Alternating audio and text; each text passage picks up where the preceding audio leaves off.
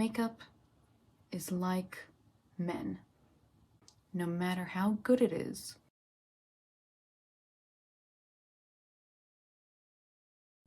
don't trust it.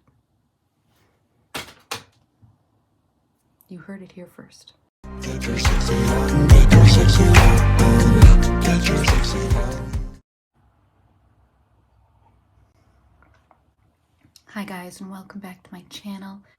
Today I'm going to be talking about what my favorite products of 2022 were, the ones I'm going to bring into the new year, and the ones that I will be letting go of. Now, I apologize. This room is a total wreck. This is my makeup, hair, dressing room. My New Year's resolution is to get it all cleaned up. It hasn't happened yet, but it's only the 4th, so you know, I still have quite a few days left to actually complete it. So I'm just going to be talking to you about favorite makeup products, favorite hair products, and just some other kind of random beauty things that make me happy and bring me joy when I use them. So let's get started. Now, I want to just start by talking about the makeup. If you have watched others of my videos, you know I repeat a lot of products. I find things that I like and I use them again and again in different ways. I don't feel like we all have to go out and buy tons of different makeup products. It's practical and it's economical to have products that work so well that we just want to use them all the time. And knowing how to achieve different looks with those same products is very important, and it's something that I like to show you in my tutorials. And as I talk about the makeup, I am going to give you an idea of my favorite high-end product versus the less expensive alternative, and that way if you have the money to buy the high-end products, you can, and if you don't have that money or don't want to go out and immediately spend that money without knowing what it's going to be like on you, then you don't have to go that route. So for foundation, the one that I absolutely love is the Giorgio Armani. This is the Power Fabric, and I use in the summertime shade 6.5 when my skin is tanner, and when my skin is this lighter color here, I use number 4. And you've heard me say this before if you've watched other videos. If you have olive skin, this is the only brand that I've found that really gets the olive color correct. Other ones claim to be olive. I find that they have more of a yellowish undertone, whereas the olive is a little more green, which sounds odd, but it is. It's a greenish shade. Now, the Giorgio Armani does run at around $60–65 per bottle, and it's a lot of money. I usually save this for special events or when I know I'm being photographed, or especially in the summer when I want to make sure more of my skin is showing, and I want to make sure that matches my skin tone perfectly, because I never tan my face, so my face is always much paler than my summer color, and I don't want it to look like I cut and pasted a different color on my face than I did my body. Now, that being said, I do have a new favorite foundation, and that is the e.l.f. This one is the medium coverage Flawless Satin Foundation, and for these winter months I am using the 250 buff color, and it's described as a warm yellow undertone. So again, they're going for the yellow. It's not that hint of green, but as you can see, this is a pretty close match to my winter skin color. I have not tried to find a match for my summer color. I just kind of discovered their foundations, but when summer comes along, I'm going to try to find a nice match and see if they are as good at getting that kind of medium olive skin tone as they are the paler color. And for ones that I don't think I will be trying again, unfortunately, it would probably be the Il Maquillage. I don't know.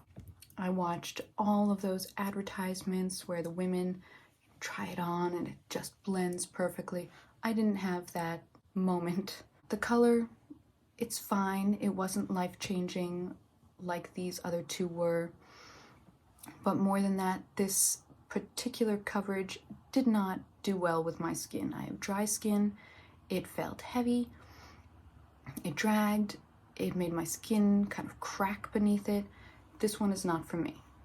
Now, moving on to concealers. My favorite high-end concealer is the NARS, and this is the Radiant Creamy Concealer. I use Chantilly. It's one of their lightest shades, might even be their lightest, but I like not really to use it as a concealer, but for contouring. So I like to highlight those parts of my face that I really want to pop. And this one, it just feels good going on. It blends well. You can go very precise with it and get right up close to a wing or something, and I love it. Now again, this one is more expensive. It's about $30, and that's quite a bit of money for a concealer. This is kind of what I get when somebody gives me a Sephora gift card, and then I go for this. Now, the cheaper alternatives to this that I love are the e.l.f. and the Maybelline. Now, I didn't get the shades that were quite as light as the NARS Chantilly color, but I really like both of these. This also has a very precise brush. You can get right in there. This one I appreciate for contouring because the brush is actually so large, and you can really get a big area without constantly reloading your brush. So depending on what kind of look I'm doing, I like one brush over the other, and both the Maybelline and the e.l.f. are very affordable, in the $3-4 range, and I find they do a beautiful job. I'm wearing the e.l.f. right now. I think it has a beautiful luminescent quality to it, and I'm very happy with that find. Now for contouring, for the longest time I only ever used powders. I did find a Maybelline foundation stick that I like to use, but it was a little difficult to blend. But recently I did come across another nice e.l.f. product, and this one is a putty bronzer. And I did not have much hope for this when I first bought it. I bought it specifically to try Full Face of e.l.f. and I am in love with it. Again, it's what I'm wearing right now. I just take my little flat makeup brush, get it on there, and do my contour. It blends so easily, way better than the Maybelline. So, sorry Maybelline, you're out. The e.l.f. is in for this year. But if I do want a more dramatic effect, I do go for a powder bronzer, and my two favorites are the Too Faced Chocolate Soleil and the Fenty Beauty. Fenty Beauty in Shady Biz is a little more subtle on my skin tone, whereas the Too Faced is a nice deep color that really makes my cheekbones pop. Now moving on to the eyes. If you guys subscribe to me, I bet you can guess what I'm going to say. I love my Too Faced Chocolate Gold palette. This one I never want to part with. Now, it has such a wide array of colors, and I'll be honest, I almost always use these neutrals. I like the black for when I'm doing a powder liner. This is what I'm wearing today, the neutrals and the black. It has the shimmers too, which I love because occasionally I do like to have a bit of sparkle in there. It has green, pink, purple, yellow, bronze. It has everything that I might need.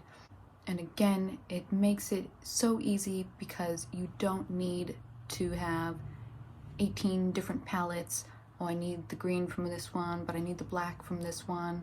Oh, I have a light neutral here, but I need a dark brown. It has everything that I like, and I can use it for so many different looks. I have used it for so many different looks. It is my favorite. Now, another palette that I love is my Naked Urban Decay Wild West. Now, I have a couple different Naked Urban Decay eye palettes. They're all good. I have my Honey palette.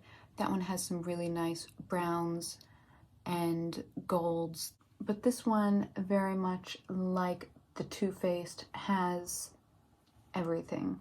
So this one has the beautiful neutrals. It has the shiny golds and silvers. It has some blues in there, which the chocolate gold doesn't. Chocolate gold has the greens if I need them. This one has the blues. And it has these gorgeous reds. And if you have green eyes like me, a nice red matte color on the eyes really makes that color pop. So if you need two palettes, these are the two that I would say fulfill all of your needs. So now let's just talk about a palette that I will never buy again. And again, I don't like to insult companies, but I also like to be honest about things that I bought that just didn't work for me. So unfortunately, it is the Kylie Cosmetics, this one, I think it's the Kendall palette. I don't know, there's not a name on it. You can see the picture. I bought this while I was on holiday because I had only brought like a tiny little travel eyeshadow, and I realized I missed my colors. And this one has some gorgeous colors in there. I really like them. A bunch of different neutrals. Again, we get into the orangey, the reds, some nice dark ones, purples, pink. So color-wise, I thought this is the gold mine of palettes, and I spent about €65 on it because I thought it was going to be so great. Now, here's the problem. When I tried to put these beautiful colors on, they did not blend. Not only did they not blend, but they would kind of stick. And when I tried to blend, I would have a patch that would come off. I'd try to fill the patch in with more powder.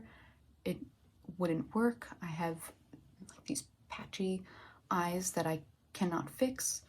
There was a lot of fallout. I tried not using primer on my eyes. I tried using primer on my eyes. I tried switching up my brushes, doing everything I could think of, and it hasn't worked so far. And very disappointing to kind of splurge on a product like this and then have no success with it. So I have not used Kylie Cosmetics before. This is the only one I've tried, but unfortunately it was so disappointing.